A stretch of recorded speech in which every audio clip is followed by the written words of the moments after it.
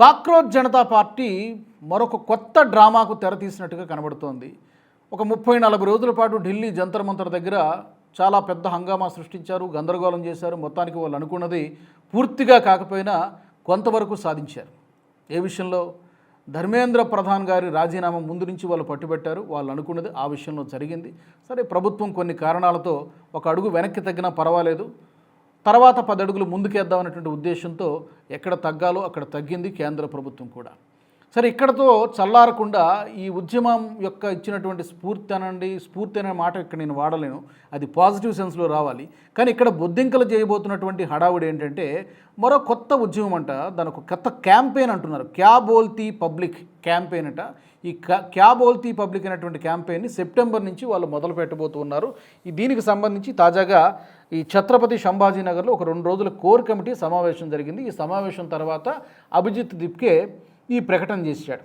ఏంటి క్యా బోల్తీ public agenda ఏంటి, ఏం చేయబోతున్నారంటే పర్టికులర్గా 3 అంశాల మీద మేము పోరాటం చేస్తాం. ఒకటి ఎడ్యుకేషన్, విద్య, యూత్ ఎంప్లాయ్మెంట్, ఉద్యోగ అవకాశాలు, గవర్నెన్స్ అంటే అడ్మినిస్ట్రేషన్, పరిపాలన. ఈ 3 విషయాల్లో కేంద్ర ప్రభుత్వం ఫెయిల్ అయిపోయిందని చెప్పి వన్ సైడెడ్గా మాట్లాడేటువంటి ప్రయత్నం చేస్తున్నాడు. ప్రభుత్వాన్ని మేము నిలదీస్తాం, ప్రశ్నిస్తాం, దేశవ్యాప్తంగా ఉన్నటువంటి యువకులందరినీ కూడా కలుపుకొని పోతాం, అసలు డెమోక్రసీ లేదు అని చెప్పి ఈ పొలిటికల్ పార్టీలు ఏదైతే టోన్లో మాట్లాడతాయో అలాంటి టోన్లోనే ఇప్పుడు అభిజిత్ దిప్కే మాట్లాడుతున్నాడు. 100 కోట్ల మంది 142 కోట్ల మందిలో ఎవరైనా ప్రభుత్వాన్ని ప్రశ్నించవచ్చు, ప్రశ్నించేటువంటి హక్కు, అధికారం తప్పకుండా ఉన్నాయి. కాకపోతే ఎవరు ప్రశ్నిస్తున్నారు, ప్రశ్నించేటువంటి అర్హత నిజంగా నీకున్నదా అనేటువంటిది ఇక్కడ ప్రధానమైనటువంటి ప్రశ్న. ఇప్పుడు అభిజిత్ దిప్కేని పర్టికులర్గా కొన్ని రాష్ట్రాలకు వెళ్తే కోడిగుడ్లతో సన్మానం చేస్తామని చెప్తూ ఉన్నారు. ఇంకొంతమంది అయితే మరీ ఆవేశంగా మాట్లాడుతున్నాం, చెప్పు తీసి మరి కొడతాం ఈసారి వస్తే మా వైపు అంటూ అభిజిత్ దిప్కే పైన చాలా ఘాటుగా స్పందిస్తూ ఉన్నారు. ఎందుకంటే ఢిల్లీలో ఇతను చేసినటువంటి హంగామా, హడావిడి చాలామంది ఇప్పటికే విమర్శలు చేస్తున్నారు. పిజ్జాలు, బర్గర్లు తింటూ, స్టార్ హోటల్స్లో తిరుగుతూ, పార్టీలు చేసుకుంటూ, 5 స్టార్ హోటల్లో పార్టీలు చేసుకుంటూ, అక్కడ అదే కదా మనం చూసాం. ఢిల్లీ వేదికగా జరిగింది ఏంటి? ఖతార్ నుంచి ఫుడ్ పార్సల్స్ వచ్చేవి, పాకిస్తాన్ నుంచి, బంగ్లాదేశ్ నుంచి, ఎక్కడెక్కడి నుంచో ఫుడ్ పార్సల్స్ వచ్చేవి. ఒక విధమైనటువంటి కృత్రిమమైనటువంటి ఉద్యమం అక్కడ జరిగింది. ఇంకా దురదృష్టకరమైనటువంటి విషయం ఏంటంటే ఇందులో కొంతమంది పాత నేరస్తులు కూడా వచ్చి చేరారు, చాలా విధ్వంసం సృష్టించారు, పోలీసులపై దాడులు చేశారు, మహిళలపై దాడులు చేశారు, వాళ్ళ పట్ల మిస్బిహేవ్ చేశారు. ఎంత రభస చేయాలో అంత రభస చేశారు. పరిస్థితి ప్రమాదకరంగా మారుతుందని గమనించింది కేంద్ర ప్రభుత్వం. అందుకనే ఎడ్యుకేషన్ మినిస్టర్ చేత రాజీనామా చేయించారు. సరే, ఇప్పుడు ఈ లేటెస్ట్గా జరిగినటువంటి డెవలప్మెంట్స్ చూస్తే ఢిల్లీ పోలీసులు చెబుతోంది కానీ, లేదా పంజాబ్ పోలీసులు ఈ మధ్యన ఒక 9 మందిని అరెస్ట్ చేశారు. ఈ 9 మందిలో ఒక 5 మైనర్లు కూడా ఉన్నారు. తీగలాగితే అసలు విషయం ఏంటంటే ఆ 9 మంది కూడా పాకిస్తాన్ ఐఎస్ఐతో సంబంధం కలిగినటువంటి వ్యక్తులుగా వాళ్ళు చెబుతూ ఉన్నారు. వాళ్ళు ప్లాన్ చేసింది ఏంటి అంటే ఇక్కడ ఢిల్లీ జంతర్ మంతర్లో జరుగుతున్నటువంటి దీంట్లో చొరబడి పెట్రోల్ బాంబులు వేయడము, లేకపోతే తుపాకులతో కాల్పులు జరపడము, ఐఈడి బాంబ్స్ కూడా కొన్ని వాళ్ళ దగ్గర నుంచి స్వాధీనం చేసుకున్నారు, కొన్ని ఎలక్ట్రానిక్ డివైసెస్ కూడా స్వాధీనం చేసుకున్నారు. సో ఇదంతా ఏంటంటే ఇక్కడ మరింత గందరగోళం సృష్టించాలని చెప్పి పాకిస్తాన్ నుంచి కూడా ప్రయత్నం జరిగింది.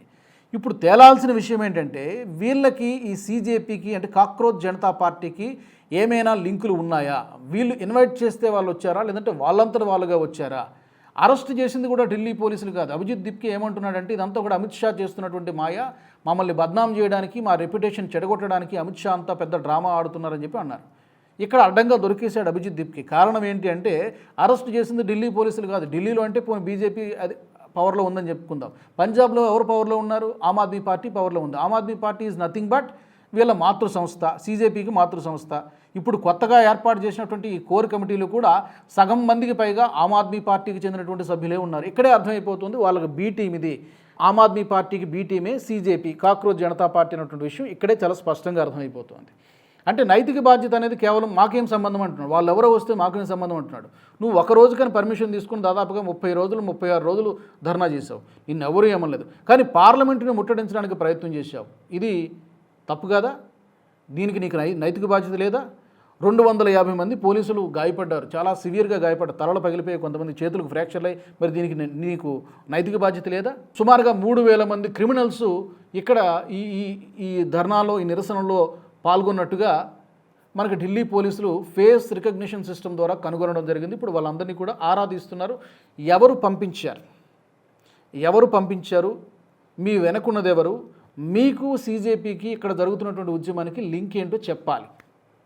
ఈ 2 విషయాల్లో కాక్రోచ్ జనతా పార్టీ ముందు ప్రజలకు సమాధానం చెప్పాలి. చెప్పి అప్పుడు ప్రజల్లోకి వెళ్ళి ఈ క్యా బోల్తీ పబ్లిక్ అని అప్పుడు పబ్లిక్ ఏంటో చెప్తారు. ఇవి సమాధానాలు చెప్పకుండా, ఈ విషయాలు తేల్చకుండా మేము విద్యార్థుల తరపున పోరాడతామంటే ప్రజలు నిజంగానే కోడిగుడ్లతో మొఖాన కొడతారు, చెప్పు తీసుకుని మరి కొడతారు. అదే జరుగుతుంది ఇప్పుడు. అదే అంటున్నారు, జార్ఖండ్లో నిజమైనటువంటి విద్యార్థి ఉద్యమం అంటే ఇప్పుడు జార్ఖండ్లో జరుగుతోంది. అక్కడ ఏ పొలిటికల్ పార్టీలు లేవు, ఏ రాజకీయ నాయకుడు అక్కడికి వెళ్ళలేదు, ఒక్క యాంటీ నేషనల్ స్లోగన్ అక్కడ వినిపించట్లేదు, ఆజాదీ అనేటువంటి నినాదాలు అక్కడ వినిపించట్లేదు. ఒకరైనా పొరపాటున చేస్తే వాళ్ళని అక్కడి నుంచి పంపించేస్తూ ఉన్నారు. మాది రాజకీయ ఉద్యమం కాదు, విద్యార్థి ఉద్యమం, మాకు న్యాయం చేయండి, రాజీనామాలు చేయండి అని కూడా వాళ్ళు మాట్లాడడం లేదు వీళ్ళలాగా. ఎందుకంటే రాజీనామా చేయడం అనేది వాళ్ళ ఎజెండా కాదు, వాళ్ళ టార్గెట్ కాదు.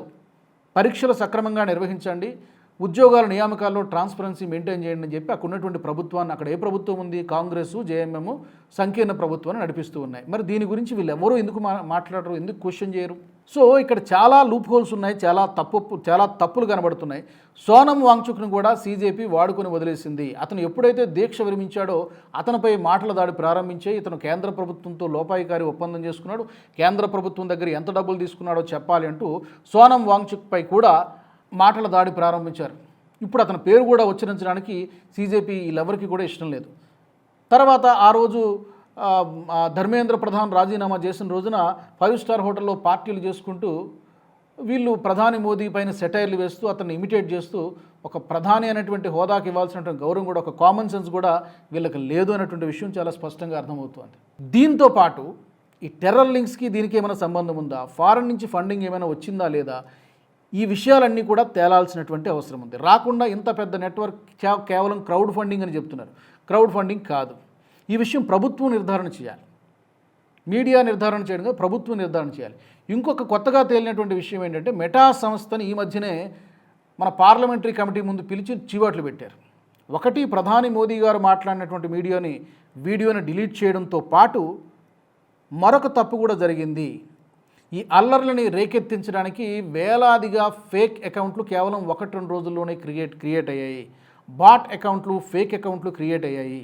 ఇక్కడ ఢిల్లీలో జంతర్ మంతర్ దగ్గర జరుగుతున్నటువంటి వాటిని మరింత మ్యాగ్నిఫై చేసి రెచ్చగొట్టేటువంటి పోస్టుల్ని పెడుతూ ఎక్కడెక్కడి నుంచో పాకిస్తాన్ నుంచి వివిధ దేశాల నుంచి ఎక్కడెక్కడో కూర్చొని ఈ మరింత ఉద్రిక్తకరమైనటువంటి పరిస్థితులు క్రియేట్ చేయడానికి ప్రయత్నం జరిగింది. దానికి గాను మాకు కొంత డబ్బు కూడా ముట్టడం జరిగింది అని చెప్పి, even child abuse content, child sexual కంటెంట్ని కూడా మేము ప్రమోట్ చేశాము, సరే తప్పు మా వల్ల జరిగిందని చెప్పి మెటా సంస్థ సభ్యులు కూడా పార్లమెంటరీ కమిటీ ముందు ఒప్పుకున్నారు, క్షమాపణలు చెప్పారు, భవిష్యత్తులో రిపీట్ కాకుండా చూసుకుంటామని చెప్పారు. మరి మెటా సంస్థ ఈ అల్లర్లని ప్రోత్సహించాలని ఎందుకు అనుకుంది? మెటా సంస్థకు మూలం ఎక్కడ? అమెరికాలో ఉంది. సో అసలు ఈ ఉద్యమం పుట్టింది ఎక్కడ? ఇన్స్టాగ్రామ్ ఎవరిది? American company. ఇతను ఎక్కడి నుంచి వచ్చాడు? అభిజిత్ దిప్కే ఎక్కడి నుంచి వచ్చాడు? అమెరికా నుంచి ఊడిపడ్డాడు. అక్కడ బోస్టన్ యూనివర్సిటీలో చదువు వెలుగుపెడుతూ ఉన్నాడు. అక్కడి నుంచి ఇక్కడికి రాత్రి ఊడిపడ్డాడు, హఠాత్తుగా ఉద్యమం అన్నాడు. సో ఈ డాట్స్ అన్నీ కనెక్ట్ చేసుకుంటే మెటా సంస్థ ఎందుకు ఈ అల్లర్లని ప్రోత్సహించాలని అనుకున్నది, ఎందుకు అలాంటి కంటెంట్ని ఎక్కువగా ప్రమోట్ చేసింది, అలాంటి అల్గారిథం ఎందుకు సెట్ చేసింది, దానికి ఈ సీజేపీకి ఉన్నటువంటి లింకులు ఏంటి, సంబంధాలు ఏంటి, ఎక్కడి నుంచి నిధులు వస్తున్నాయి, ఈ ఐఎస్ఐఎస్ ఈ టెర్రర్ మాడ్యూల్ ఎందుకు బయటపడింది, వాళ్ళు కూడా అక్కడే ఎందుకు బాంబు పేలుడు జరపాలనుకున్నారు, ఈ విషయమంతా బయటపడితే గనక, పోలీసులు నిర్ధారణ చేస్తే గనక, కేంద్ర ప్రభుత్వం అది ఎన్ఐఏ చేస్తుందా, హోంమంత్రిత్వ శాఖ చేస్తుందో తెలియదు, కానీ డెఫినెట్గా ఇవన్నీ బయటపడిన తర్వాత అప్పుడు నేను స్వచ్ఛంగా ఉన్నాను, నేను క్లీన్గా ఉన్నాను, అప్పుడు నేను ఉద్యమాలు చేస్తానని చెప్తే ప్రజలు నమ్ముతారు. కానీ కేవలం బీజేపీని టార్గెట్గా చేసుకుని మాత్రమే, లేకపోతే ప్రధాని మోదీని టార్గెట్గా చేసుకుని మాత్రమే నేను మాట్లాడతానంటే అక్కడ క్లియర్గా అర్థమవుతుంది పొలిటికల్ కాన్స్పిరసీ లేదా ఫారిన్ ఫండింగ్తో జరుగుతున్నటువంటి కాన్స్పిరసీ, రాజకీయ దురుద్దేశంతో చేస్తున్నటువంటి కాన్స్పిరసీగానే దీన్ని చూడాల్సి వస్తుంది తప్పితే ఇది ప్యూర్ స్టూడెంట్స్ ప్రొటెస్ట్గా దీన్ని చూడలేము. చాలా అనుమానాలు ఉన్నాయి, రోజు రోజుకి బలపడుతున్నాయి కూడా. ఇప్పుడు ఇతనేమో క్యా బోల్తీ పబ్లిక్ అంటూ జనంలోకి దిగుతున్నాడు. బట్ డెఫినెట్గా ఇప్పటికే చాలా రాష్ట్రాల్లో ఇతనికి కౌంటర్గా కూడా సోషల్ మీడియాలో కూడా ఇతనిపై మేమ్లు, సెటైర్లు వేస్తున్నారు. ముందు వీటికి సమాధానం చెప్పరా బాబు, అప్పుడు నువ్వు క్యా బోల్తీ పబ్లిక్ అని చెప్పి చెప్తారు. వీటన్నిటికీ నీ మీద వచ్చినటువంటి ఆరోపణలకు నువ్వు సమాధానం చెప్పు అని చెప్పి ఈ రోజునటువంటి జంజీ యువత అభిజిత్ దిప్కే అండ్ గ్యాంగ్ని నిలదీస్తూ ఉన్నారు. మరి మీకేమనిపిస్తుంది? తప్పకుండా అతడి యొక్క ఈ విద్య, ఉద్యోగ అవకాశాలు, గవర్నెన్స్ పేరుతో అతడు చేయబోయేటువంటి సెప్టెంబర్లో చేయబోయేటువంటి ఈ క్యాంపెయిన్ నిజంగా చిత్తశుద్ధితోనే చేస్తున్నాడా, లేదంటే కేవలం పొలిటికల్ యాంబిషన్స్ కోసం చేస్తూ ఉన్నాడా, రాజకీయ ఉద్దేశాల కోసం చేస్తూ ఉన్నాడా, ఆమ్ ఆద్మీ పార్టీ కోసం చేస్తున్నాడా, లేకపోతే అమెరికాలో కూర్చున్నటువంటి డీప్ స్టేట్ కోసం చేస్తూ ఉన్నాడా, ఎవరి కోసం చేస్తున్నాడు ఇదంతా కూడా?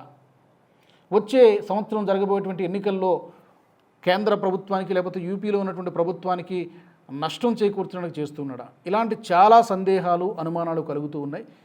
మీ అభిప్రాయాలు ఏంటి దీనికి సంబంధించి? ఈ సీజేపీ ఎందుకు పుట్టుకొచ్చింది? వీళ్ళ ఎజెండా ఏంటి?